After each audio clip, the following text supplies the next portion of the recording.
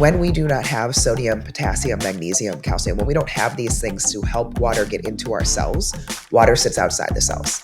And it looks like wateriness, weight gain, bloating, all of those things. So a lot of times once we get people actually hydrated, they lean up because water is actually getting into cells. It helps with constipation because it keeps things lubricated. It helps with energy because the brain actually has the support it needs from electrolytes. Electrolytes are like electrical currents within the body. They help the adrenals function. They help the brain function. We need them. Let's talk about change. The truth is, nothing changes unless you change. And if you want to step into your full potential, you need to surround yourself with the right people.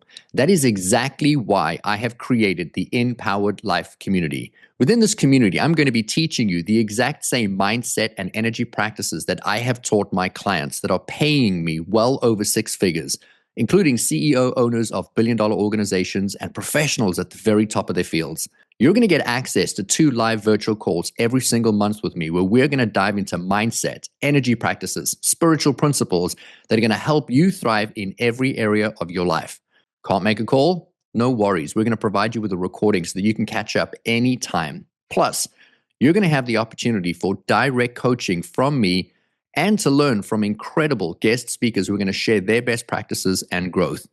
Remember, you become the people that you spend the most time with. So why not spend time within a community that is going to elevate you and your life? For an introductory $499, you're going to get a full year of support and coaching alongside high performers who are committed to expanding their careers, their growth, their finances, and to elevate their overall quality of life. Just click the link in the show notes or log into rudyriekstins.com to lock in your spot and start your transformation today. Welcome to the Empowered Life Podcast, a space dedicated to spreading the message that you have the power within to create everything you seek. So if you're ready to enroll in a new kind of higher learning, the kind that leads to true personal freedom, then hang here with us. We're your hosts, Rudy and Aniston Riekstins, and this is the Empowered Life. Welcome to the InPowered Life Podcast. My name is Rudy Riekstins. I'm your host, and today we are joined by Liz Roman and Becca Chilczenkowski. They are the co-founders of Fit Mom Lifestyle and also the co-hosts of the Health Revival Show, which is a podcast. You know, I have a lot of people in this space that are introduced to me and or put forward through my producers to put them onto the show because I am a health nut. I'm somebody who is really focused in on what I do, what I eat, how I show up, and always learning and gaining. And so for me to pick out of the volume of opportunities there are to have different people in health and well-being and in the lifestyle space to come in on the show, it really had to be someone that resonated so deeply with me based on how they showed up, who they are, and what they represent. I am so excited to bring these 2 incredible women to the show today. When we end the show, I'm obviously going to encourage you to go to their Instagram handles and to look them up and to get a look and feel for who they are and how they show up and how they teach. And you'll very, very quickly see they are grounded in one thing, and that is in you, in taking back your personal power, in being informed of who you are, how you're going to show up out in the world so that you can live your greatest potential. I want to jump into a opening rebuttal, but before I do that, ladies, I just want to say thank you so much for joining me on the Empowered Life Podcast today. It truly is a privilege to get to share your life's work out with our audience. Thank you. We're excited to be here. Oh my gosh. I want to start off today by just saying it is almost, I'm looking at the date. It is a year ago today, recording August 12th. I was hospitalized in Florida last year because I had been misdiagnosed and given medication for something. And I then wasn't getting better. And that carried on for about 2 weeks. I went back and saw another doctor. They gave me different medication, misdiagnosed again. And then a third time I had gone into an urgent care and I had said, look, whatever I'm taking is not working. And they said, well, there's nothing wrong with you, and sent me off with nothing. So no diagnosis. And I had a business trip. I was speaking for 5 days in Florida for an entire organization. And an hour before I was supposed to go on stage, my doctor called me and said, "Hey man, we got your blood work in and you're going to die. Like, I need you right now to go to the hospital. Like," he's like, "just call an ambulance. You need to get to the hospital right now." And I hung up and phoned my wife and I said to my wife, "Oh my gosh, this is what the doctor said." And she's like, "You better go to the hospital." I was like, No. I'm going to do today's training and then I'll go because I'm going on in an hour." And she's like, "You will absolutely not." And I was forced to then go, in which case I was hospitalized and then appropriately diagnosed. And the reason I choose to start today's episode there is because I think that for so many people, is that we feel a certain way for a certain period of time, and then that becomes how we feel, and that becomes our dominant way of feeling, and we kind of get used to it. We get accustomed to feeling that way. And so as sick as I felt at the time, I started to normalize it and started to think, okay, well, it's not that, and I was diagnosed for this, and pushing through when everyone else around me could tell me something was really, really wrong with me. I want to start today's show off like that. You two help people that are so often misdiagnosed, and they're told that what's wrong is something that they could, supplement away, or they could correct through this step or that behavior, and they then settle with that level of lifestyle. And I love so much that what you're doing is really illuminating for people that we don't always have to live that way. We don't always have to receive the wrong diagnosis or prognosis. We don't have to take the wrong medication, and we can actually have corrective steps. I would love for you ladies to just start by sharing a little bit about who you are, what your story is specifically, not so much what you do today, because we're going to jump into that, but more like what got you into this work. Because I always believe that what we end up doing passionately for our life's work is connected to a pivotal moment at some point in time in our lives. Yeah. So what was your diagnosis? Oh my gosh, I had sepsis. Oh gosh. Yeah, and they misdiagnosed it for any and every other thing. So it's all good. I'm 100% healthy today. So glad you are healthy. And yes, your doctor was right. You needed very much so something that needs to be acted on urgently. Yeah, so I am Becca. I am known as the hormone queen on social media. And it's because a lot of what I dealt with throughout most of my life was around hormonal dysregulation and unknown weight gain, which is what I help a lot of women with now, is weight loss resistance. And most of those women are not overeating. They are not sedentary. They are doing everything right. And that was kind of my story. So I grew up a very athletic two-sport athlete in college. I competed in CrossFit for about 6 years at a pretty high level, and lost my period during that time, all the things. And unfortunately had kind of a career-ending injury where I ruptured my Achilles. But I ultimately, during the time of CrossFit, lost about 50 pounds from when I started it. So, I thought it was my answer. I thought that was the way to lose weight, was CrossFit and paleo, and that was the only way. So after my injury, I had my child, my first child, Carson, through IVF because I didn't have a period. And after, I wanted to get my body back, and so I now have the added stress of not only a child, running a business. I was doing nutrition coaching mainly through other gyms in the area, but I also was like, I'm going to get back into CrossFit because that's how I lost all the weight before. And it worked initially. And then I remember there was kind of this 6-week period where I didn't change anything, but I put on about 15 to 20 pounds out of nowhere. And I couldn't stop it. I ate less. It just got worse.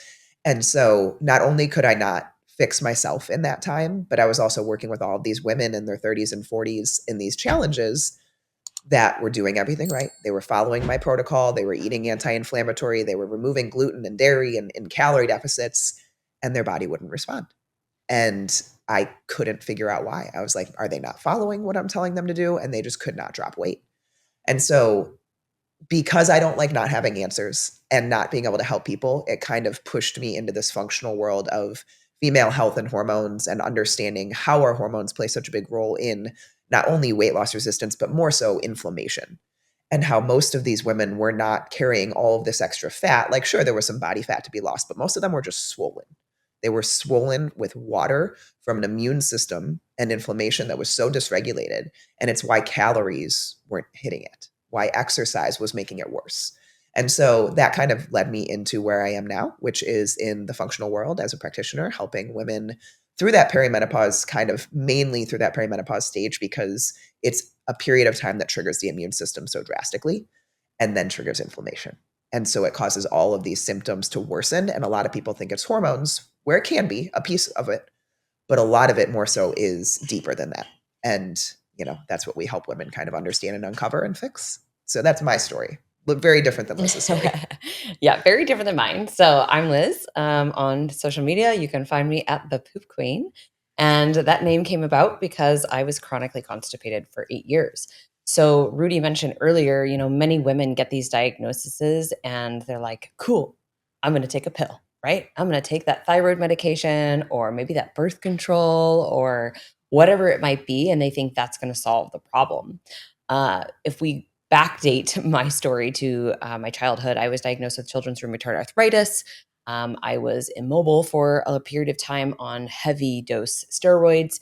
I then had horrible periods, was very overweight, put on birth control. Fast forward, college time frame, weight's not coming off, going to the doctors. They're telling me everything is fine. It's your calories in, calories out issue. And lo and behold, after seeking functional medicine, I was diagnosed with Hashimoto's. But within all of that, the question was, where is this coming from, right? Genetically, I know that we have autoimmune in our family, thyroid issues, and I wasn't just going to settle for saying, this is it. And so I went through my whole healing journey, and a lot of it came for me from my gut. So I had various bacterial overgrowths, parasitic infection, candida, right? Mold toxicity, you name it. And when I addressed that and ultimately addressed the immune system and, went through different periods of crazy restrictive anti-inflammatory protocols. I call it like anti-inflammatory on crack or Whole30 on crack because it was so intense for a period of time.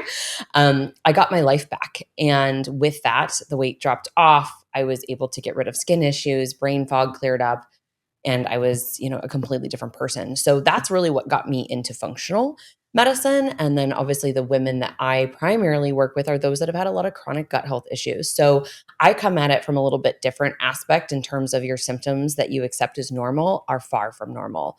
They're a signal to your body saying, I need help. So that bloating, that brain fog, the low energy that you might experience, right? The PMS, even if it's not debilitating, these are things that your body will whisper at you until it's screaming. And I think, like you said earlier, so many people just start to accept it as their norm. And then we go through decades of life into childbearing years and beyond, and we wonder why we're having such a horrific ride through perimenopause. And a lot of that is because these things that have been going on for years have been ignored or they've been masked, right? So I go back to my youth and I think that birth control was a band-aid, right?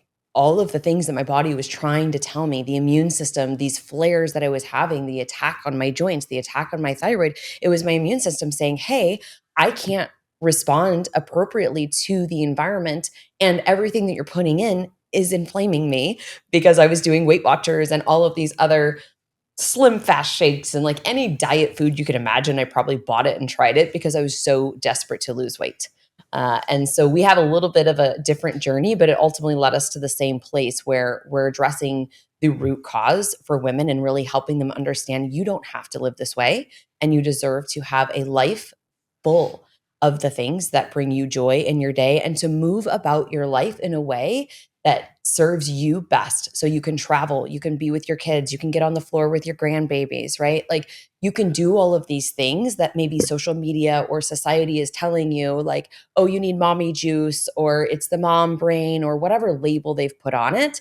That is not the way God designed us to live. And we can live an optimal, healthy life if we can get in alignment, with addressing those root causes. You use one of my favorite words, in alignment. So I love the word alignment. I want to move this back just a second, and I want to anchor for the audience because I love to ground really powerful information. Both of you have two very different journeys that have led you to where it is that you are today.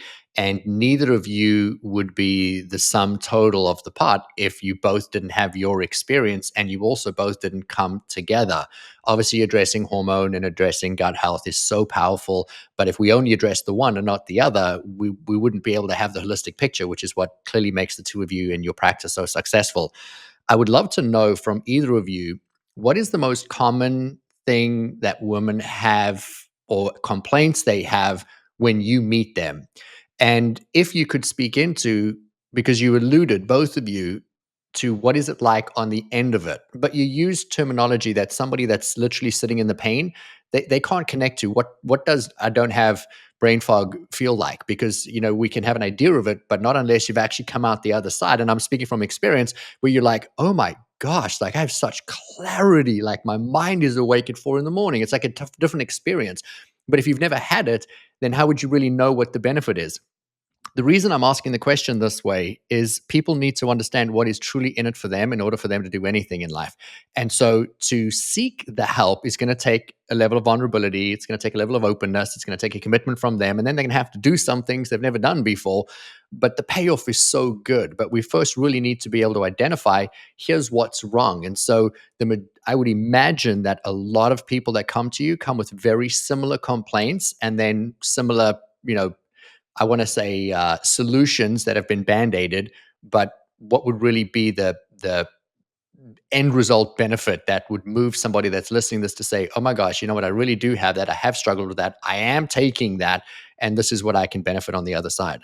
I think we would both agree that you don't have to think about it and give it all of your mental and emotional energy every day. That you wake up feeling well. You don't have to rely on caffeine. You're not struggling and straining sitting on the toilet trying to have a bowel movement.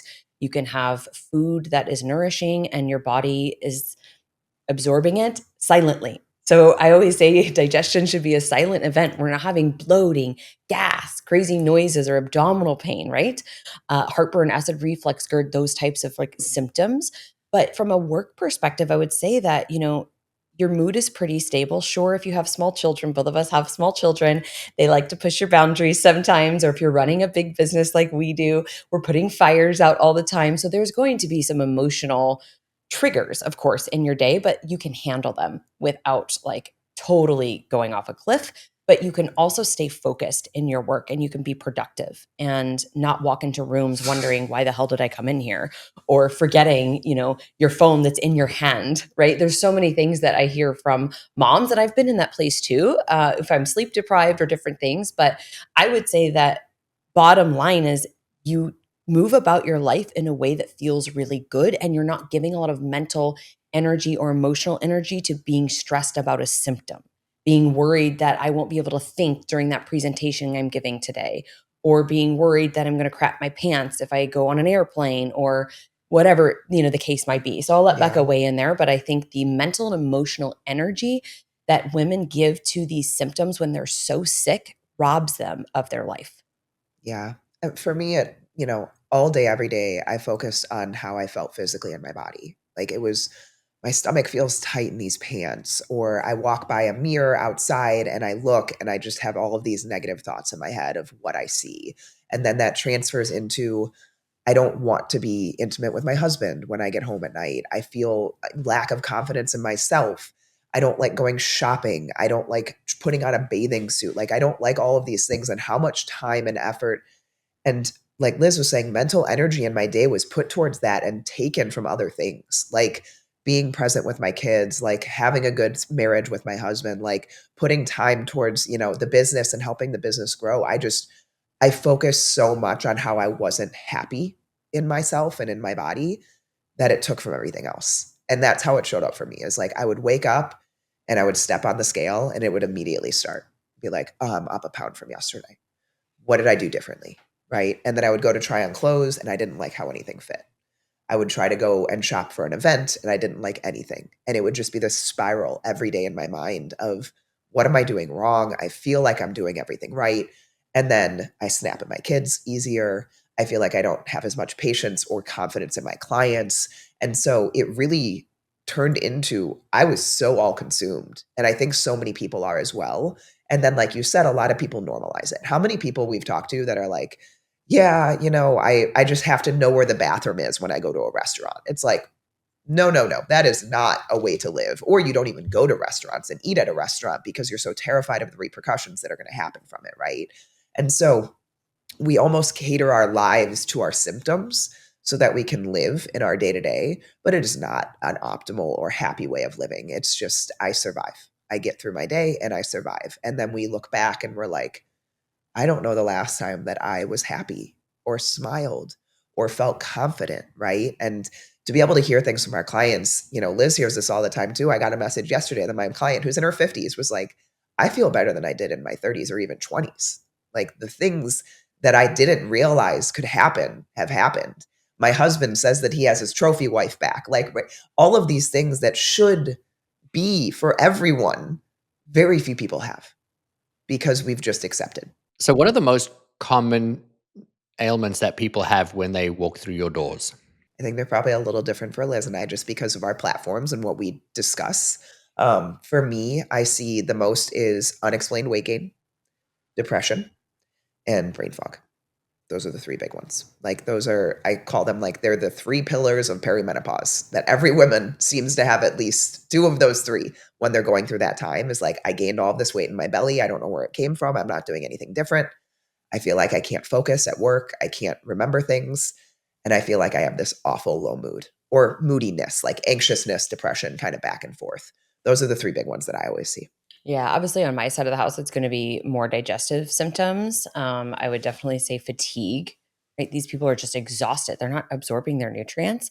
And then depression or mostly anxiety, to be honest, because there's a lot of different types of bacteria or parasitic infections or things that can really throw off our neurotransmitters, cause a lot of anxiety, but it's all interconnected, right? So when we talk about the body, we're really looking in this, no matter who you're working with on our team, whether it's myself, it's Becca, we're going to get to your hormones at some point in time, of course, but we're also going to address drainage and detoxification and your gut health as well. So we're very cautious, even with the medical team that we partner with, who's amazing. If they're prescribing hormones or different pharmaceuticals, we're very cautious as to when those things are put into place. Because again, like I mentioned, just kind of off air, even if we have someone who's coming through their protocols and they're doing very well, we have to decide when is the right time to put in those hormones that could be very helpful, because hormones do play a huge role in our gut health, especially estrogen and detoxification of estrogen. So high or low, it's a train wreck. But if we can get that homeostasis and really a balance there, we can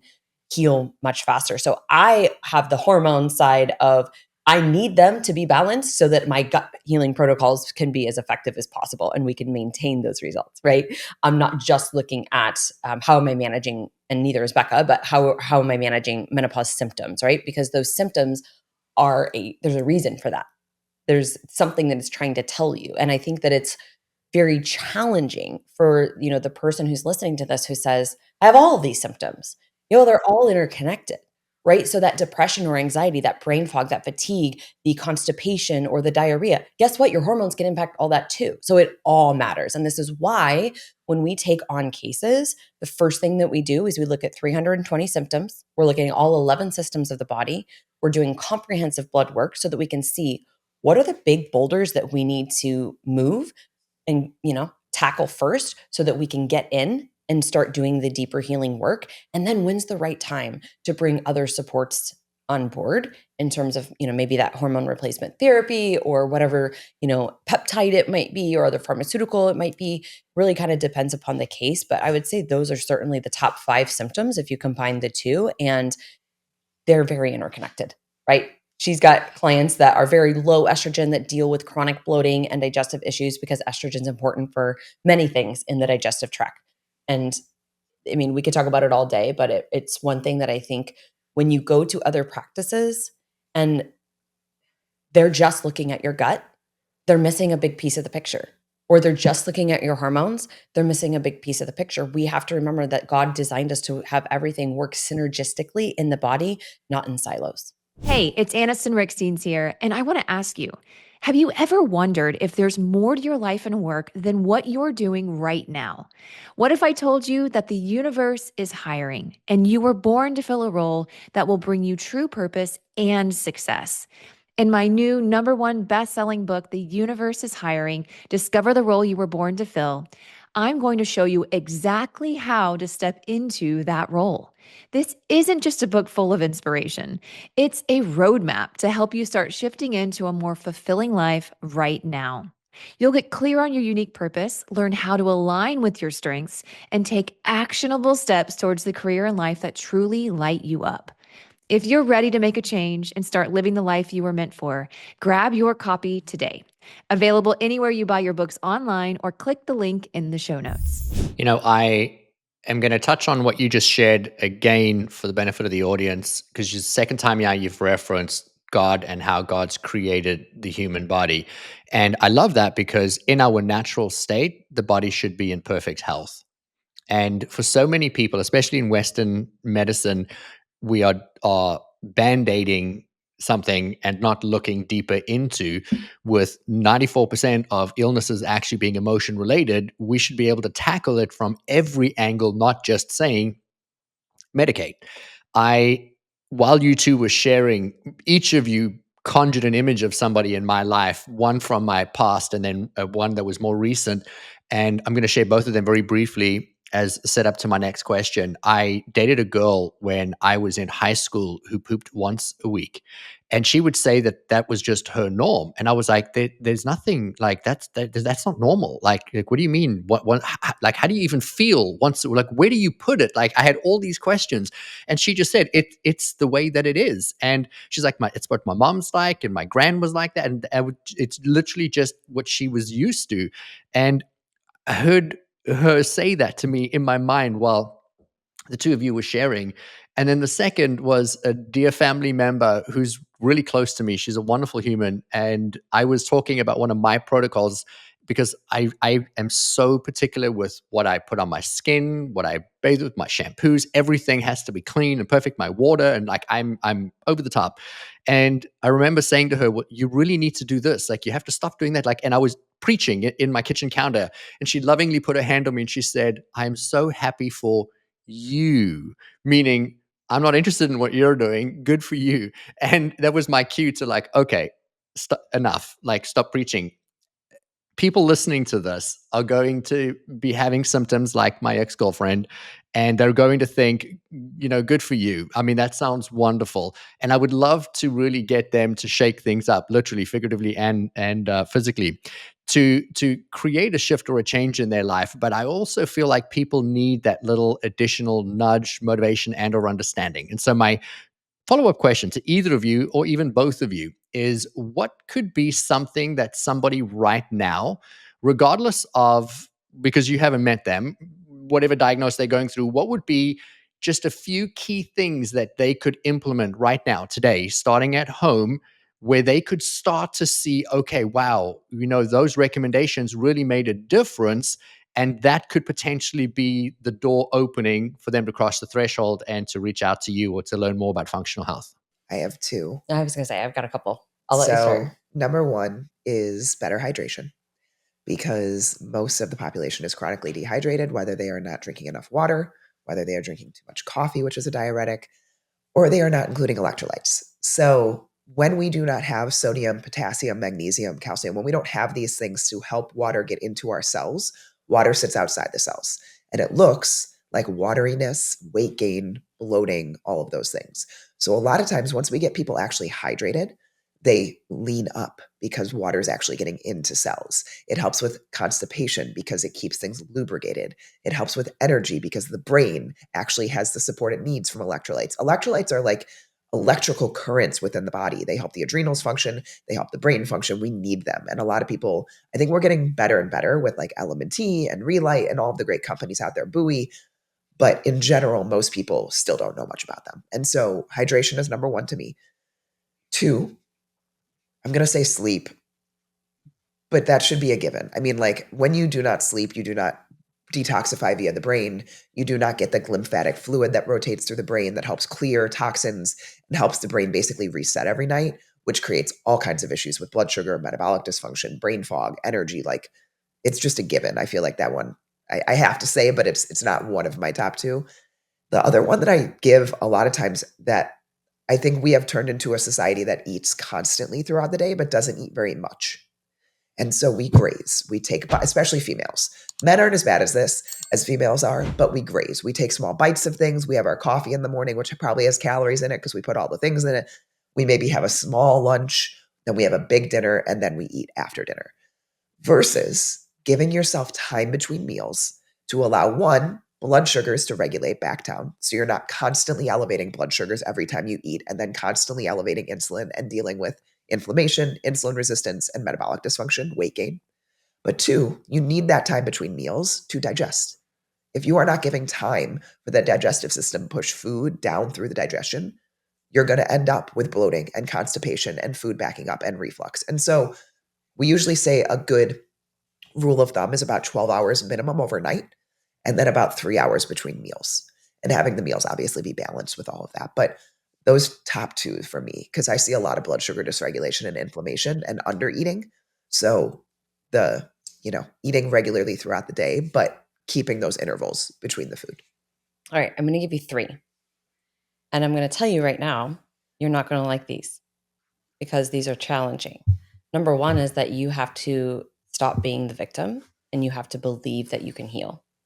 And I think so many people want to hire a practitioner, and when things don't work, blame the practitioner, instead of really looking and saying, what am I doing in between my ears every day? What am I putting in? What am I filling my life with? Am I going on social media and listening to all these other people who are dealing with all the same things and they're complaining? And because this sets us up to be this victim mentality, right? I will tell you with that, there's a lot of love and grace and empathy here. You are not alone. I've walked this journey. I know what it's like to feel like nobody understands. But at the same time, I also had to take a really hard look in the mirror and realize that I was part of the problem, right? So we have to believe that we can heal and get out of the victim mentality. The second thing is we need to understand that stress plays a huge role in our health. And you cannot out supplement, you cannot out diet a nervous system that is constantly being triggered in this fight, flight, or freeze state. And so, what do you need to give yourself permission to say no to today? Where do you need to slow down? Where do you need to set boundaries? Where do you need to, take a hiatus, right? Like take a social media hiatus or whatever fast you want to call it here. But what are the things that you need to do in your life to prioritize you? Because as a mom of 2 young children and a business owner, we are pulled so many different directions. There's 1,005 tabs going on in my mind. And I've just realized in the past, I would even say 7 months since my little one was born, I can't do it all the time. And I'm going crazy, making myself think that I can. And so I have to have boundaries and I have to say no. And I also have to just be comfortable with other people not liking that all the time, because it's really about me and my health, mental, emotional health, and my relationships. And then the third thing is really take a hard look at what you're putting into your body. Many people think that they eat well. And when you really evaluate their diet and what they're putting into their body, it's not as great as it could be. So we're lacking fiber. God designed all of these fruits and vegetables and beans and legumes and animal proteins to be so nourishing and nutrient dense. Yet we're choosing man-made frankenfoods that are full of synthetic garbage, synthetic fibers, artificial sweeteners. We do it in the name of diet, 0 calorie, sucralose, aspartame, all these things that are just destroying our microbiome and creating a lot of inflammation. So those 3 are really challenging and they're really hard, but I don't think that you will ever get to a healing, like a full healing, if you aren't on your team, managing your stress and really focusing on the nutrient density in your diet. I love that you positioned it that way because it starts with us. I work out at a gym with a celebrity trainer in our area, and in his gym on the wall, he has massive writing that says, "You cannot outrun your fork." And he used to be obese. And and so he understands the journey of how he would do the right things. He would do the workouts he would do, but he wasn't losing the weight. And then obviously he realized that this is just a portion of what we do. And now today he supports people in achieving his their greatest physical appearance, but he only tackles what's happening in the gym and then supports them to understand what's happening when they leave the gym, because that's equally as, if not more important. You touched on something that I think a lot of women are going to resonate with right now. I would argue the men too that are still listening to today's episode, because I think this is so powerful. We are being told and or conditioned to believe that this is the way, this is the right way, especially in media, social media today. Everyone's an expert because, they read somebody else's post and reposted their version of the content. And so we're being told, well, if you want to lose weight, you have to do this. If you want to do this, you have to do that.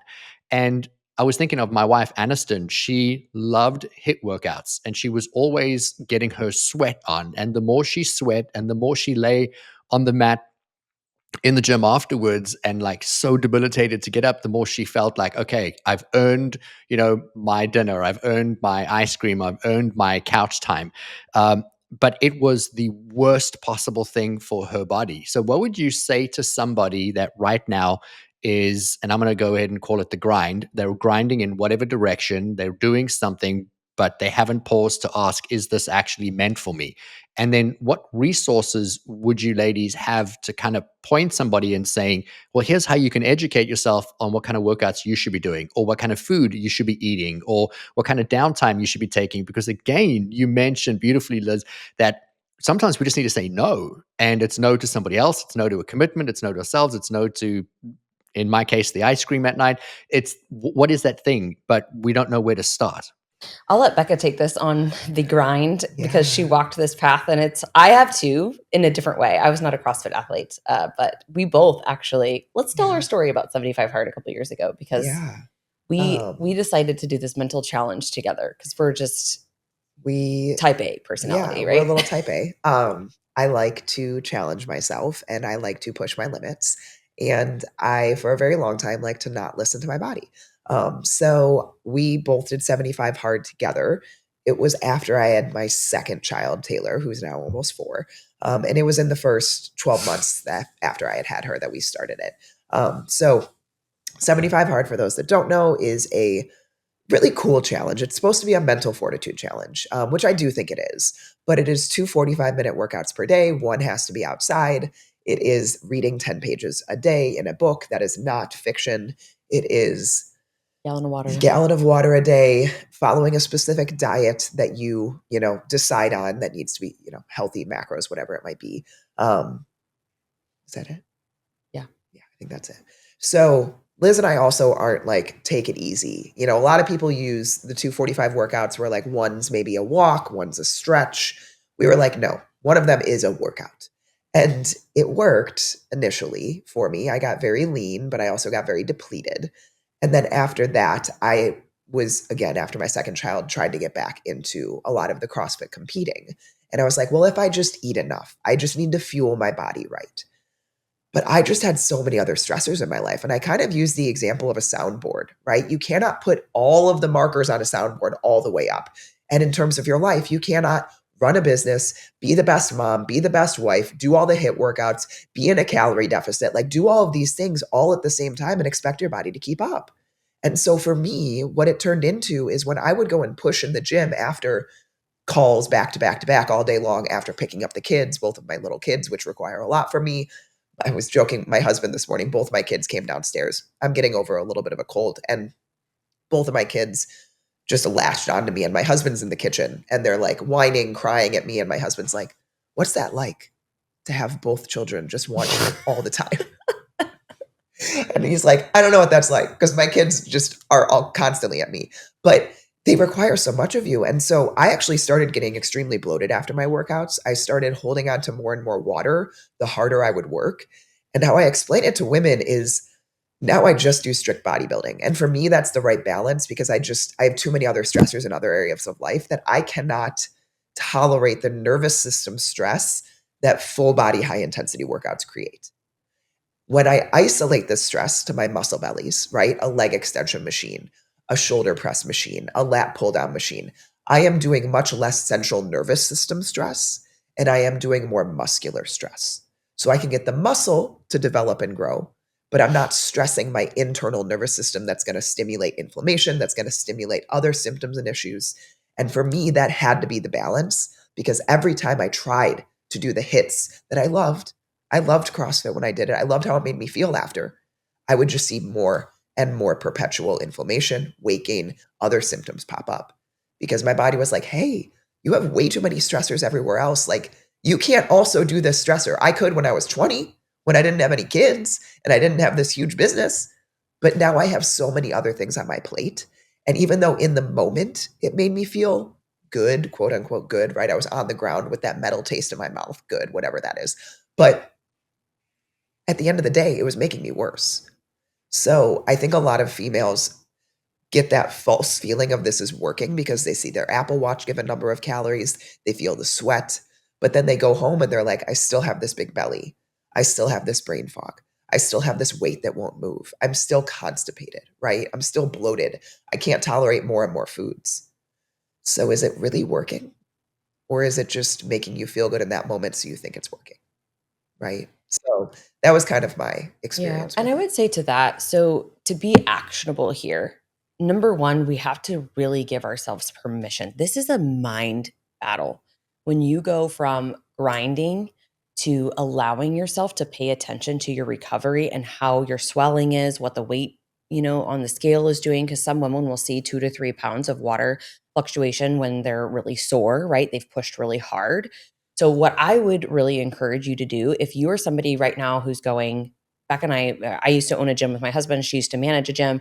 We know you. We see you. We have coached you 6 days in the gym and 1,200 calories, and it's not working. You're stressing yourself to the point that it will eventually backfire and you will start to see weight gain. And we've seen this time and time again. So get ahead of it. And the way that I would really encourage you from the movement standpoint is to start swapping some of those really high intensity workouts for some walks in nature, yoga, something that just is moving your body in gentle ways so that you can have that mental release and feel like you did something, right? Still moved your body and you accomplished something, but you didn't tax your nervous system. I would also encourage you, like Becca was saying, to try for a month, 6 weeks, switching out those high intensity workouts to more of a progressive strength training program where you leave gas in the tank. No more than 2 days back to back training. So if you're training Monday, Tuesday, you rest on Wednesday. Go for a walk, stretch, whatever you need to do to move your body, work on mobility, works on, your range of motion, flexibility, then go back into the gym Thursday, Friday, whatever that looks like. I think 3 to 4 days a week, if you're doing a progressive strength training program, is very adequate. On top of that, I would say if you're a cycling female, sister, stop trying to hit PRs the week before your period comes. It's just not going to happen most of the time. And you are just going to, feel defeated. So recognize that with our cycle, we're going to feel better.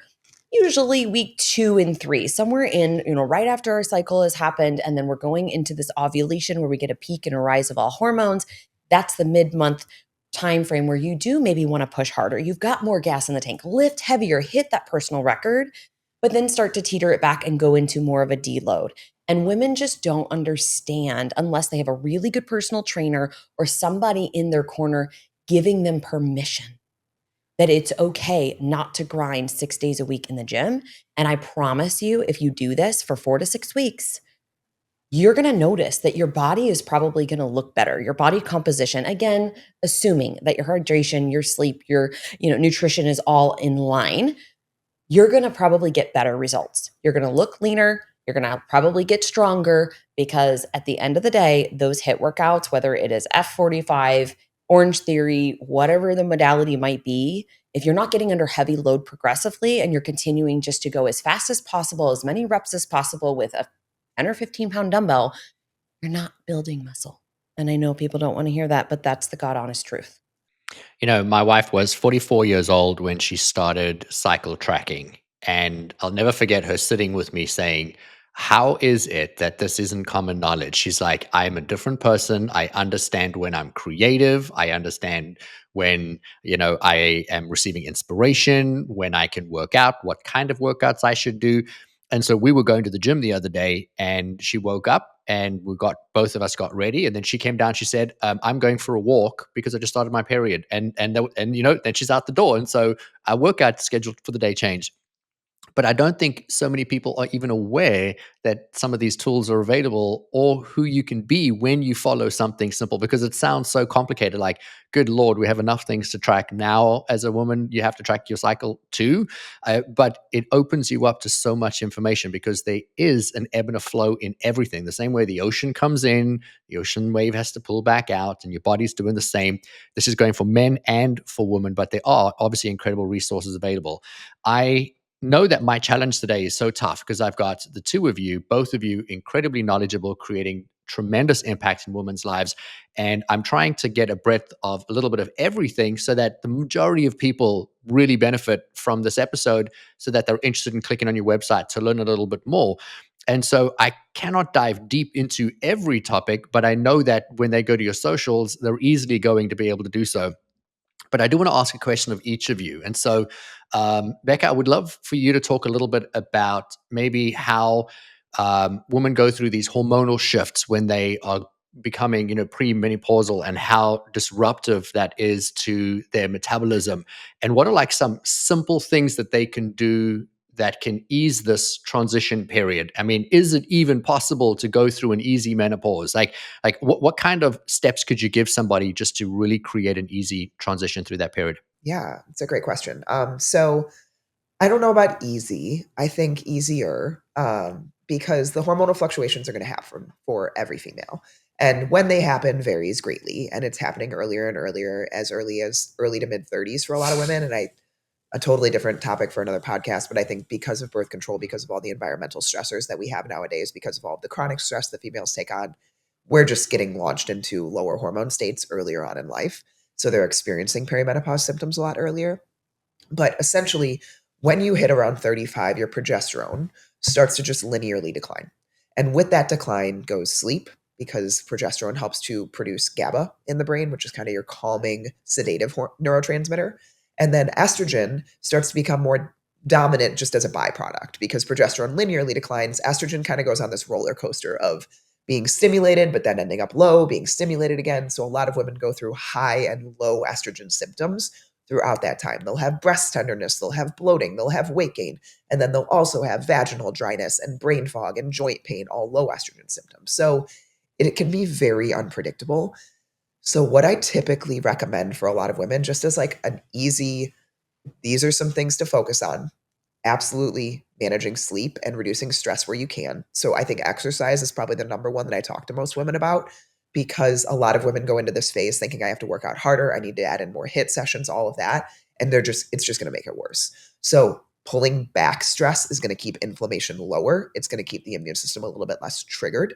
And then supplementation actually is really helpful in this time of life. So I usually always say magnesium glycinate or L-threonate, because it helps GABA receptors in the brain hear the GABA better. And it also helps with recovery, sleep, stress resilience, all of those things. B vitamins are very good. Be careful with methylated. If you find that you are more anxious with methylated, it's because you typically are like more of an over methylator, or you process things a lot quicker. So some people get more anxious with methylated B vitamins. So there are other versions of adenosine hydroxy they can use, but B vitamins are really important because they also, through progesterone decline and metabolization, you lose B vitamins. B vitamins are very helpful for liver detoxification phases. And I think a lot of women experience symptoms like hot flashes and night sweats and bloating and weight gain and all of these things because they are not detoxifying their estrogen very well. So it builds up, creating more of an imbalance. They're getting more estrogen-based symptoms. When a lot of women look at this like, I'm having night sweats, hot flashes, all of these things, I need hormones. It's like, not yet. Don't go there just yet, because it might make one symptom better, but 5 others worse. Let's focus on what actually foundationally could be going on. Are you pooping every day like Liz has talked about? Are you having any type of liver support in there to help the estrogen clear? Because again, we live in a different world than we did 50, 60 years ago. Like, there are just more chronic exposures. Being healthier is harder. Perimenopause is going to be harder. Like, you have to work harder at it to get through it in a better way. So all of the things that you got away with in your 20s, in your teens, in your early 30s, you can't do anymore. Like, if you want to get through this phase of life in a better way, you have to change how you live. It's just the reality of it. Like, I hate to sound harsh or unsympathetic, but just seeing these people that come into our practice that do everything right and are still struggling because they don't manage their stress, because they're not supporting certain systems of the body, because they're ignoring their bloating or their constipation. Like, you just have to work harder at it. And so I like using some of those gentler supports, magnesium, B vitamins, and then a lot of times I will put in either calcium D-glucarate or DIM, which helps specifically clear estrogen a little bit better so that people don't have as much of the estrogen dominant symptoms. And looking into HRT. I'm 37. I'm on progesterone. I'm on testosterone because did I feel okay? Yeah. but I wanted to feel amazing again. And I needed those. I had trashed my body for years in CrossFit. Like my hormones weren't coming back online regularly. And so I use them now to optimize, but I don't ignore my diet and my lifestyle because they have to be there to support those things to function optimally in the body. Gosh, I recommend everybody go back and re-listen to that because there's so much incredible advice there. I'm going to ask you, Liz, you spoke about, both of you have mentioned multiple times that so often people come and they're struggling with feeling bloated, sluggish, or have constipation. And so what would be some dietary tips or advice that you could give somebody to at least start taking back some of their power as it relates to any of these topics? Yeah. So, first of all, I want to start this just with everything else that we've talked about matters, right? So, we've talked about sleep, hydration, stress management, all of that's really important.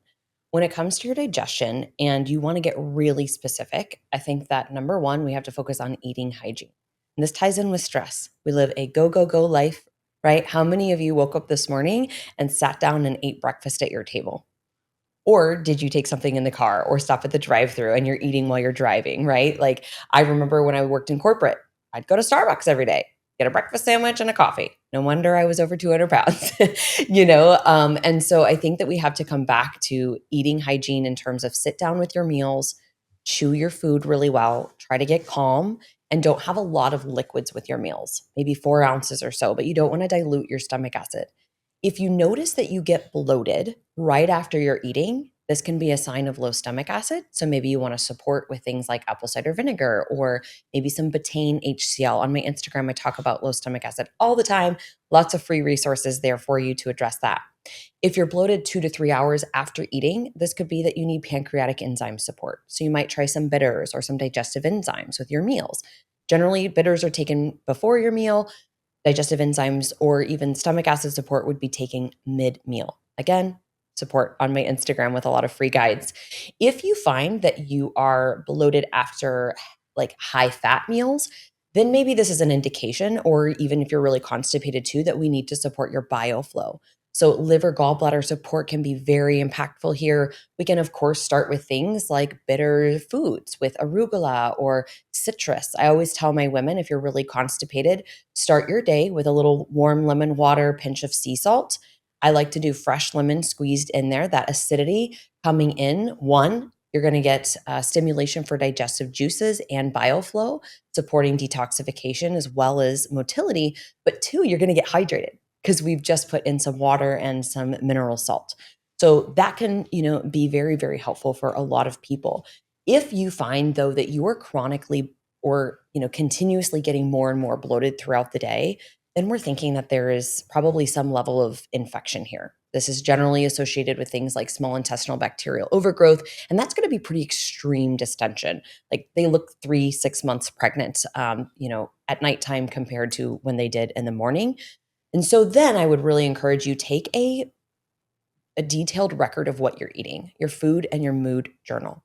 So write down everything that you're consuming and then think about maybe changing that up a little bit. So if vegetables, like a salad, for example, makes you feel more bloated, how about you try cooking those vegetables, right? Steaming or roasting them.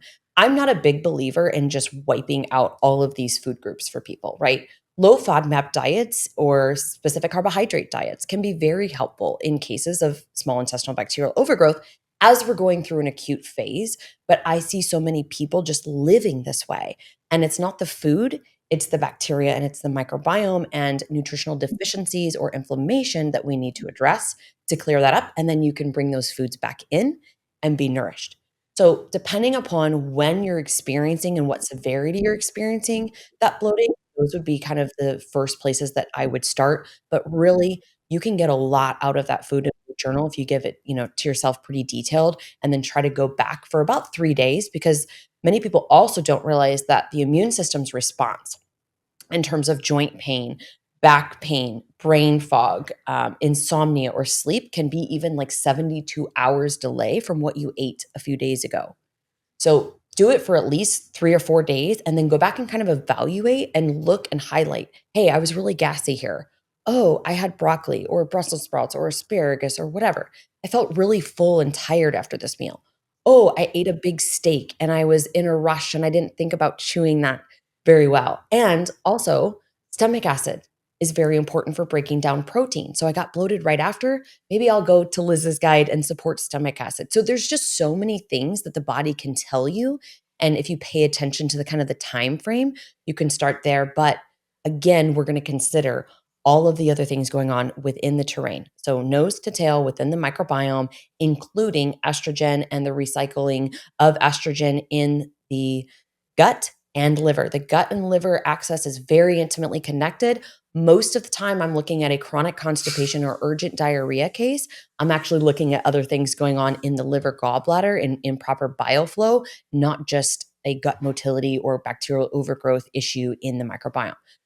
So it's all interconnected, but hopefully those tips can help you, kind of gain some insight if you go back and listen to what timing this might be associated with and start to support your body that way. The two of you answered those questions so beautifully in what I'd initially intended, and that was just to give people a snapshot of what does it look like to live on your Instagram walls.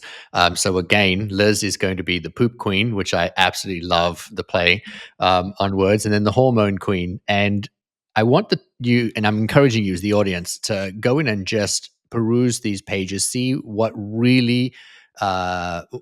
need there really is for you and what are the options that are available to you. And these two ladies have an incredible organization where they support women in taking back their inner power. You're on the InPowered Life podcast, so we talk about what are the things that we can do to live our highest and our greatest potential.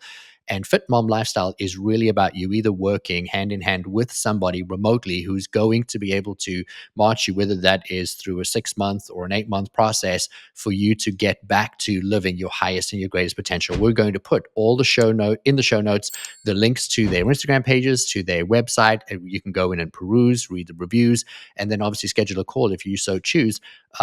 But I just want to encourage you today as the audience to not just listen to a podcast today and then click on the next one, but to pause for a moment and to reflect. Reflect back on what are some of the things that are coming up for you. What did you hear and or learn today that if you could implement one of these things to start to create a shift in your life, then you could start to take your life back. I don't believe that life has to be hard. I don't believe that we have to go through extremely difficult periods, and we do get to ease our pain. And I'm going to hold the vision that, all of life's transitions and journeys become easy for you because they most certainly can be made easier or more difficult based on some of the decisions that you make and that you are making. But with more information, you're going to be able to make better and more qualified decisions about your lives. Ladies, I want to say thank you so much for joining us on the Empowered Life podcast. I thoroughly enjoyed having this conversation with you today and trust our audience benefited greatly. I am going to ask, obviously, if there was something from this episode that deeply and profoundly shifted something in you, reach out to these two ladies and let them know. Thank you so much for joining us on the Empowered Life podcast, and we'll talk to you guys soon. Thank you so much. If you enjoyed this episode, please subscribe so you don't miss out on future content. And we would love your support in leaving us a review wherever you listen to your podcasts. Make sure to check the show notes for more information on how you can find us online and on Instagram. Now go create an amazing day for yourself, and we'll see you again soon.